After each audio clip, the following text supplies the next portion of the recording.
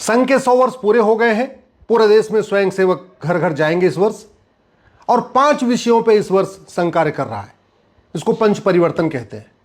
पहला है स्वदेशी का भाव, दूसरा है सामाजिक समरसता, तीसरा है कुटुंब प्रबोधन, चौथा है नागरिक कर्तव्य, और पांचवा है पर्यावरण संरक्षण।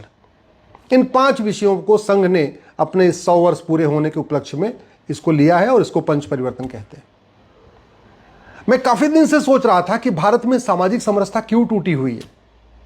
क्या आदिकाल से टूटी हुई है या बीच में टूटी है? आखिर सामाजिक समरसता इतनी टूटी क्यों है?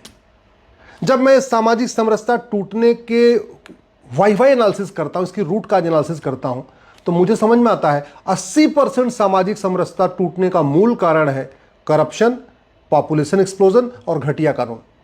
मैं आपको उदाहरण के साथ बताता हूं। एक गांव में 100 घर हैं, होली दिवाली साथ में मनाते हैं, दशहरा साथ में मनाते हैं, रावण को एक साथ मिलकर जलाते हैं, शिवरात्रि एक साथ में मनाते हैं, रामनवमी एक साथ में मनाते हैं, जन्माष्टमी एक साथ में मनाते हैं। लेकिन इसी बीच में एक दबंग आदमी एक गरीब के बगल की जो गरीब की ज़मीन है उसको कब्जा करता है। कैसे कब्जा करता है? लेखपाल को कुछ पैसा देता है, पटवारी को कुछ पैसा देता है, पेशकार को कुछ पैसा देता है और तहसीलदार को कुछ पैसा देता है। यानी भ्रष्टाचार।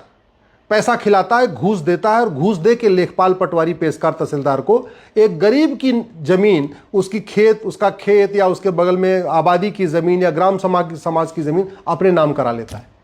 जैसे ही अपने नाम करा लेता है, वो गरीब अपने 2-4 लोगों को खड़े होके आके कहता, भैया देखो यहाँ पे हम आपको जोतने नहीं देंगे, हम यहाँ कब्जा नहीं करने देंगे। फिर वो दबंग क्या करता है? फिर पैसा फेंकता है। अब वो पैसा फेंकता है हवलदार को पैसा देता है, गरीब के खिलाफ मुकदमा लिखवा देता है। FIR हो गया, थानेदार को पैसा देता है, उसके खिलाफ फर्जी जांच भी करवा देता है। जांच हो गई, अब चलेगा मुकदमा। जब मुकदमा चलेगा तो गवाहों के बयान होंगे। गरीब चूंकि सच पे था, उसके साथ 2, 4, 6, 10 गरीब साथ में खड़े हो जाते हैं, जाते हैं बेचारे, वो गवाही दे के आते हैं, हाँ जी ये जमीन तो इसकी थी।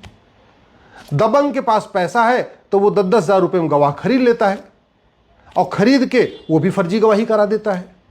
तो आप जरा सोचिए कि एक गांव जो एक साथ होली दिवाली दशहरा मना रहा था, उस एक केस के कारण, एक फर्जी केस के कारण 2 टुकड़े में हो गया।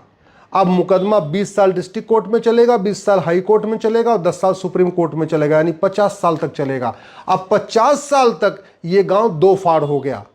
अब होली 2 जगह मनाई जाएगी, दिवाली अलग अलग मनाई जाएगी, दशहरा अलग अलग मनाया जाएगा, रामलीला अलग अलग खेली जाएगी, शिवरात्रि अलग अलग मनाई जाएगी। सारे के सारे त्योहार जो एक साथ